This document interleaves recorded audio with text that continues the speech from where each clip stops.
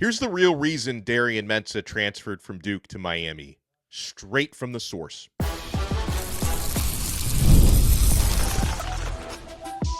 You are Locked On Canes, your daily podcast on the Miami Hurricanes, part of the Locked On Podcast Network, your team every day. I am Alex Donno, University of Miami alumnus, co-host of Locked On ACC and host of Postgame on the Hurricanes Radio Network. And thank you to the everydayers for making Locked On Canes your first listen. We're available free wherever you get your podcasts. We're free on YouTube. We're part of the #1 Locked On Podcast Network, your team every day. Today's episode is brought to you by FanDuel. It's the last call for football on FanDuel. If you're a new customer, bet just $5 and get $200 in bonus bets if you win. We'll talk on this episode about realistic 2026 expectation. Should Miami be a top 5 team? Should they be considered a top 5 team or better heading into the upcoming football season? We'll talk about the transfer portal, how Miami did, and did they miss any opportunities? And we'll talk with our special guest today. You know him, you love him. Brad Tejeda is back with us on why Darian Mensah chose to leave Duke and arrive at Miami. And Brad, I know the Miami haters, and I'm sure the Duke fans, just turn the episode off right now, because these comments will enrage you, because the only thing the haters want to hear is, he got the bag. He left Miami for the bag for $10 million, allegedly. But Darian Mensah opened up, Brad, with Pete Nakos of On3 for an exclusive interview at the end of the week, and he said, quote, "Miami is going to take me to the place I want to go, which is ultimately the NFL. They've got NFL coaches. Coach Dawson, what he does with quarterbacks, his track record is pretty amazing, and it's something I wanted to be a part of. The way Coach Cristobal protects the quarterback, he's always going to have a solid O-line, and the weapons just all around the team and everyone that's part of Miami seemed like it was a great fit for me." And when I saw those comments, Brad, I was so happy, because I've been saying this for weeks, that people can talk about the money in the NIL aspect, but let's not pretend that for someone who's looking to be a first-round draft pick next year, that going to Miami isn't a step up over what he had at Duke. Alex, thank you as always for having me. As always, talking some great Miami Hurricanes football with you and the fans. To your point, man, Darian Mensah, I think he kind of sees the writing on the wall when it comes to the foundation that Mario Cristobal and this staff have continued to build, not only for this team leading up to success this past year, obviously falling up short, but then for the future. You talked about having NFL caliber coaches on this staff. We'll talk a little bit later about this, but we got current staffers getting interviewed by NFL teams currently, so to that point of Darian Mensah wanting to be able to get produced to that next level, I think that the key is this, right? Miami has been able to turn into that QBU. And when I mean QBU, I mean, it doesn't matter if you produce it out of college or if you get it out of the portal. At the end of the day, if you're playing quarterback at the University of Miami the last 3 years, you're pretty darn successful. And with Darian Mensah coming into the fold, I think he wants to see that opportunity for himself. And like he said and mentioned in that Pete Nakos interview, the foundation is there. I think when you look at the offensive line, we are going to be losing some big-time contributors from that offensive line the last 3-4 years. But as we know with Mario, Mirabal, and the rest of the staff, they know how to develop guys, especially in the trenches. And you look at that defense and what Corey Heatherman's been able to do.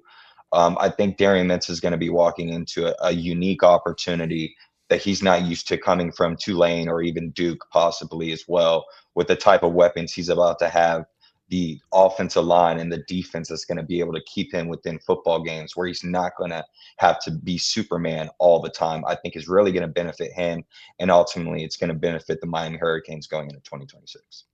Yeah, to your point, here's another comment from Mensah in that On3 interview about Miami. Quote, "I don't think I've ever been in an offense that's going to be as talented as this one.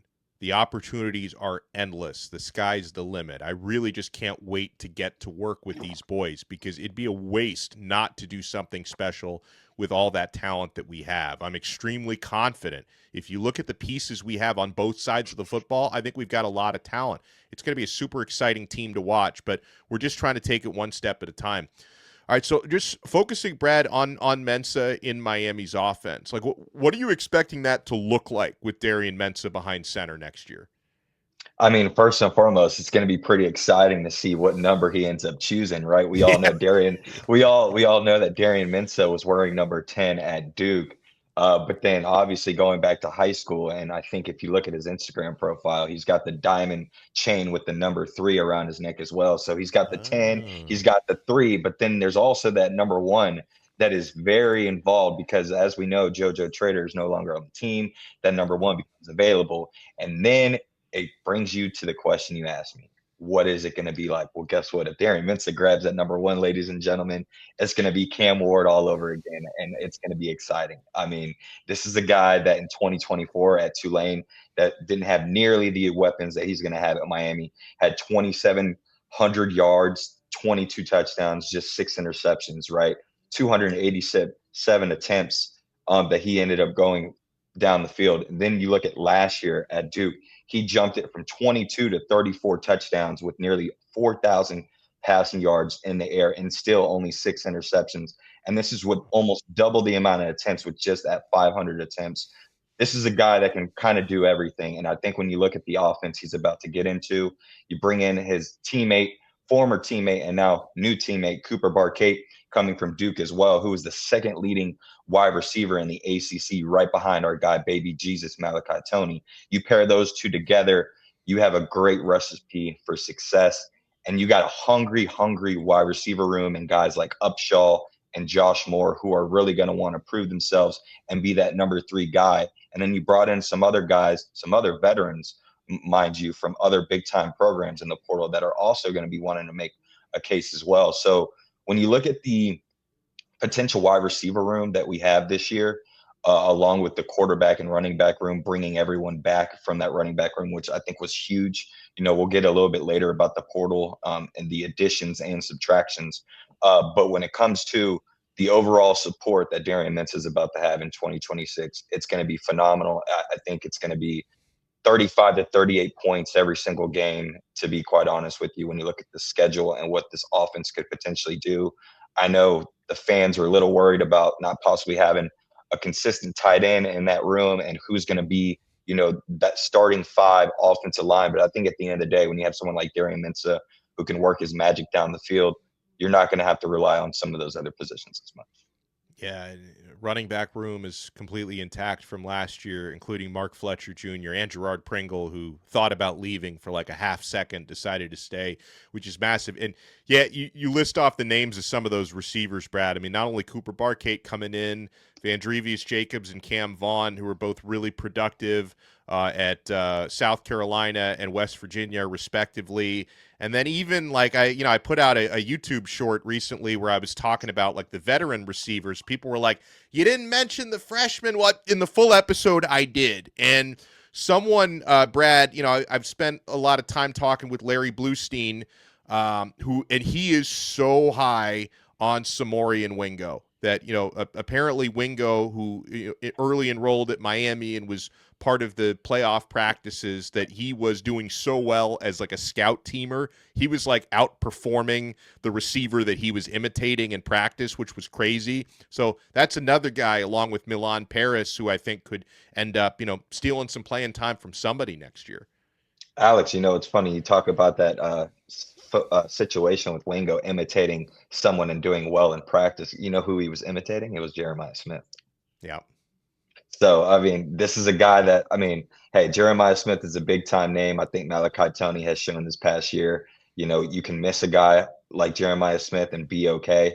I think Samara Wingo, to your point, is going to be another name to watch. And again, it's what you need to build what we're trying to build here. I think with Mario being able to get to where he was just at this past year and falling short, I think the staff is going to be really, really hungry to really just get back to there and stay there.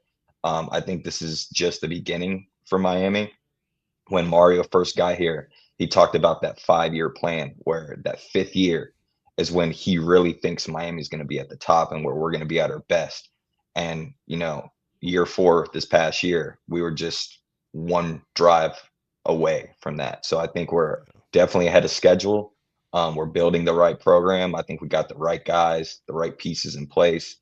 I think with this NIL stuff, you never know what's going to happen. But I think at the end of the day, the key to all this is going to be evaluations. You got to be able to evaluate the right guys, whether it's high school kids, portal players, and just really getting the feel and opportunity of these players, not only what they bring to the football field, but how they're going to persuade that locker room to really feeling like their family, right? I think you talk about guys like Jacoby Thomas, James Brockemeyer, Keontae Scott, Mo Torre. These are all guys that really embodied being a University of Miami Hurricane this past year. And I thought you saw very, very clearly on the football field how much they meant to us. So I think it's going to be key. Again, you got 13 portal additions out of the transfer portal. We'll talk about that here in a second, but it's going to be very key to evaluating you hit on those guys. Yeah, that's really well said. Couple things I want to pick Brad's brain on here. He mentioned you got coaches on the staff reportedly interviewing for NFL jobs. How worried should we be? We'll get to that. And we'll also get to Miami's entire transfer portal haul and how they did on the defensive side of the football. You want to keep it locked right here. We got Brad Tejeda with us, and we're only getting started on this brand new episode of Locked On Canes. Folks, it is the last call for football on FanDuel. One final Sunday, one last kickoff, one final chance to get in on the action before the NFL season officially comes to a close. This is Super Bowl 60, and FanDuel is making sure you're right in the middle of it with a special offer just in time for the biggest game of the year. Whether you're backing the Seahawks or you're riding with the Patriots or you're building one last same-game parlay, this is the game everyone's been waiting for. This is where predictions turn into plays, stats turn into storylines, and every snap feels bigger. It's the perfect way to cap off the season and make the Super Bowl even more exciting from kickoff to the final whistle. If you're a new customer, just bet $5 and get $200 in bonus bets if you win. Make it count, because after the Super Bowl, the season's over. Last call for football on FanDuel, an official sportsbook partner of Super Bowl 60. Visit FanDuel.com to get started today.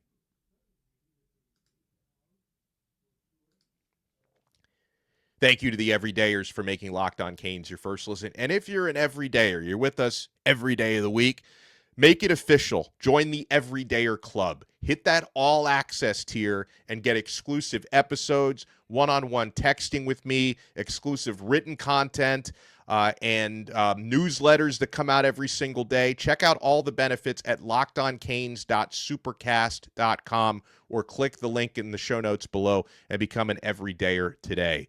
We're here with Brad Tejeda.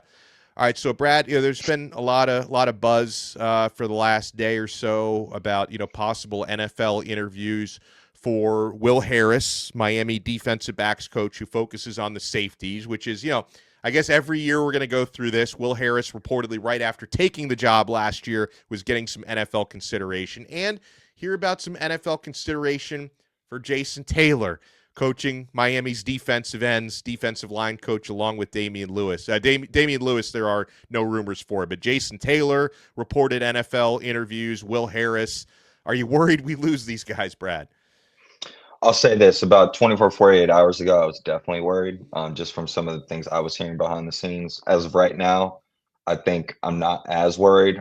There's still probably, some room to feel a little bit of worried, but at the end of the day, we're going to have to get used to this as Miami Hurricane fans if we're going to be right back to where we want to be. To your point, Will Harris was a guy that was getting calls from the NFL when he was at Florida, and that was after a terrible season there. So that just goes to show you how great of a coach Will Harris is. And then, of course, Jason Taylor, this is a guy that we've known ever since we've gotten him as a coach that the NFL was going to be calling every offseason. You got the backyard of Miami Dolphins right there, calling you probably every offseason. But knowing from other people that know Jason Taylor very well, he's very comfortable where he's at right now. He loves the University of Miami. He likes the spot he's at, and he enjoys recruiting. And I think that's going to be one of the big things is the relationships he's been able to build with not only the kids currently on the football team, but some of these 2027, 2028, 2029 recruits.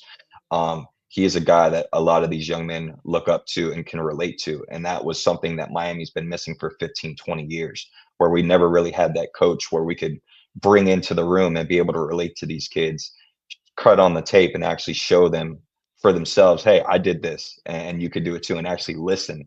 And now it's a lot more easier when he's putting guys, in the NFL every single year now with the University of Miami, and we're winning.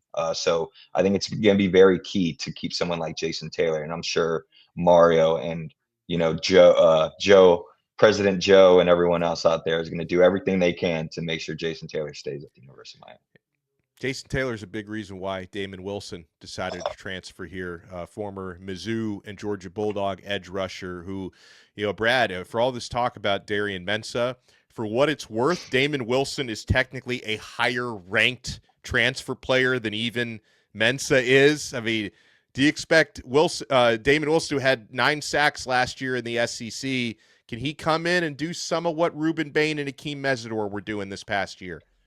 Yeah, you mentioned how he's an addition to this transfer portal. He was the number 3 overall portal player in the class last cycle, just ahead of Carson Beck at number 4, and then he was 8th overall in the cycle out of all positions this transfer portal cycle. So this is a guy that's got 461 snaps that he's bringing into this past season at a SEC program like Missouri. I think this is going to be a key contribution to this football team, whether he starts or whether he comes in on certain down situations, similar to how Marquise Lightfoot. I think at the end of the day, it's going to bring in a lot of competition. I think you got a lot of young guys in there that are very hungry to have the opportunity to get what Damon Wilson's bringing to the table and to the fold. And you also got other guys that you're bringing into the trenches with Jarquez Carter, right out of here, my backyard in Newberry, who ended up committing to Ohio State over Miami, and now he's going right back to Miami. There's a few of those guys that we got in this transfer portal where it's kind of came back full circle. Jonathan Klein, interior offensive lineman, was a guy that we got out of this transfer portal who 2-3 cycles ago, Miami was a very heavy school involved in that recruitment. We ended up not, going that way. And now come full circle, we need some interior linemen. Someone like Jonathan Klein is going to be someone that you're going to want to look into as well, with battling, some of these other offensive linemen, because you're going to have some young guys there with Joel Irvin, Jackson Cantwell as well, wanting to battle some of those key positions on the tackle spots. So we'll see with them.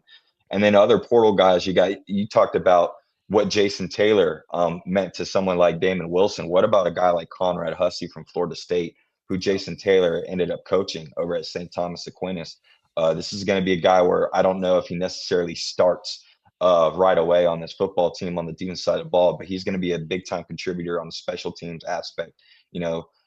Someone like what Cam Pruitt has been able to do for this program the last couple of years on special teams. I think will be a big time year for someone like Cam Pruitt to take that next step, and maybe someone like Conrad Hussey to fill that role, right? You got to be able to find guys and evaluate, like I said earlier, to be able to fill roles seamlessly from what was already expected and what was already seen. Omar Thornton from Boston College is a perfect example, Alex. When you turn on his tape, you see a lot of Keontae Scott and Jacoby Thomas vibes when you watch his tape.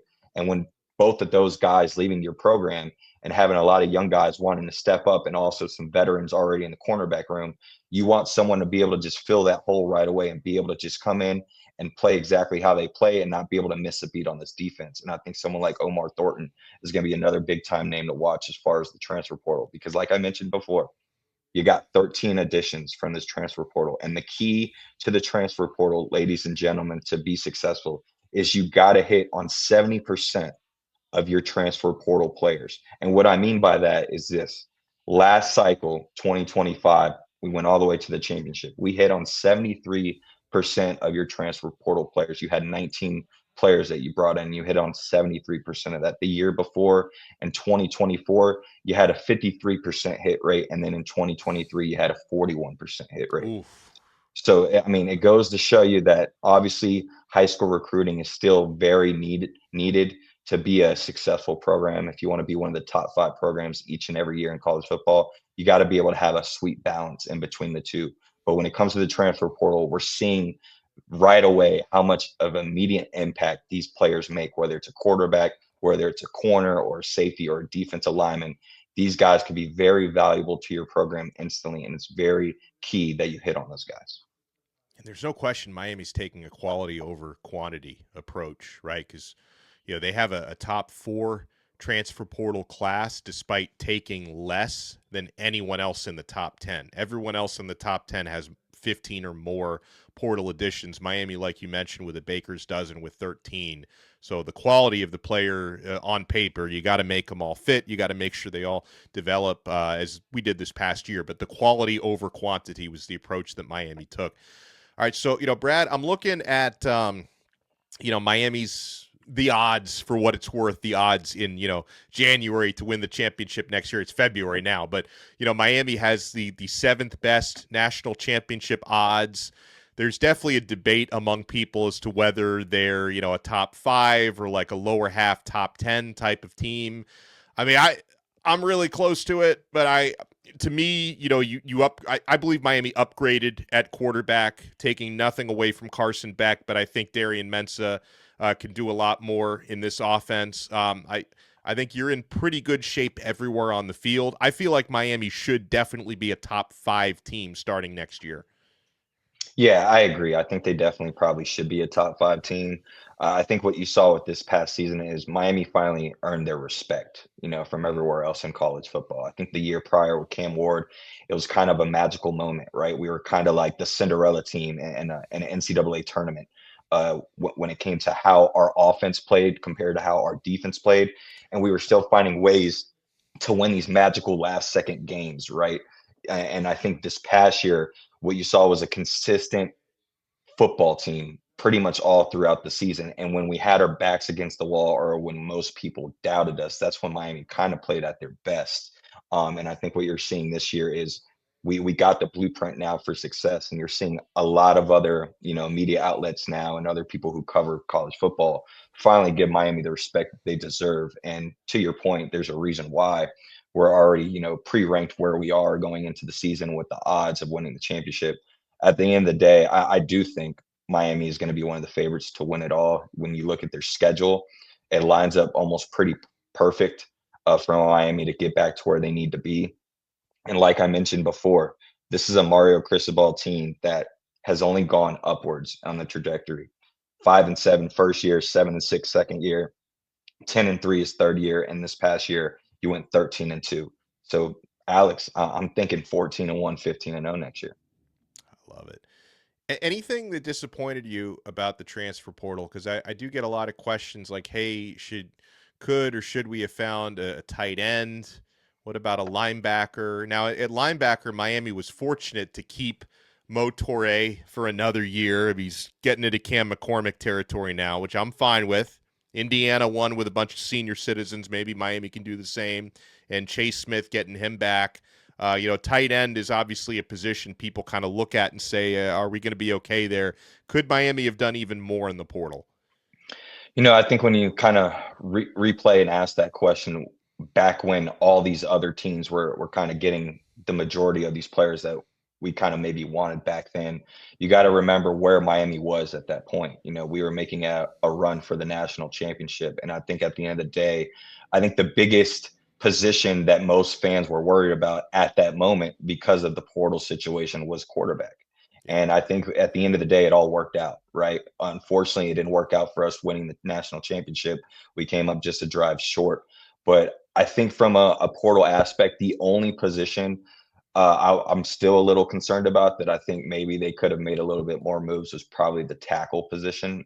If you knew that Markel Bell was definitely not going to get that extra year, I think you could have probably done a little bit more at that position. At the end of the day, you made a run for Jordan Seaton. And I think, again, going back to what I said before at one of your questions about making sure you bring in the right guys, not only what they bring to the on the field, but how are they in the locker room. And I think Jordan Seaton was a perfect example of maybe there's a reason why you don't get some guys. And I think at the end of the day, you brought in Merriweather from Georgia. We'll see how that ends up. But the tackle position and maybe center, but when you bring in someone like Jonathan Klein, interior, that's going to be able to help you, that allows you to push someone like Ryan Rodriguez back to the center position. And it gives you a lot more veteran leadership. I think Now, what you're going to be looking at in this 2026 season from a offensive line standpoint is you're either going to have a very strong nucleus when it comes to your center, right guard, left guard, or you're going to have a really strong right side. And what I mean by that is your center, right guard, right tackle. So what I'm getting at is between McCoy, Sampson, and Rodriguez, those three guys, those are going to be your fundamental pieces that's going to be able to help you get that next layer of guys to fall in place at that offensive line position. It's really good stuff, as always, from Brad Tejeda. You want to make sure you follow him on X at Tejeda Brad. Brad, I can't thank you. And it's nice to talk to you when you're not in an airport. Like we had that run during the playoffs where I always seemed to grab you when you were flying off to the next postseason destination. So you're back in your element there, and it's great to see you at home as well. Absolutely, Alex, man. Thank you for having me, man. And stay warm. It's getting cold up here in North Central Florida. It is chilly. You got the falling iguanas all throughout the Sunshine State. Huge shout out and thank you to Brad Tejeda. Shout out to the everydayers. Make sure to smash that like button and subscribe on Apple Podcasts, Spotify. Subscribe on YouTube, wherever you get your pods. And happy February to all. We'll talk to you next time on another episode of Locked On Canes. We are part of the awesome Locked On Podcast Network, your team every day.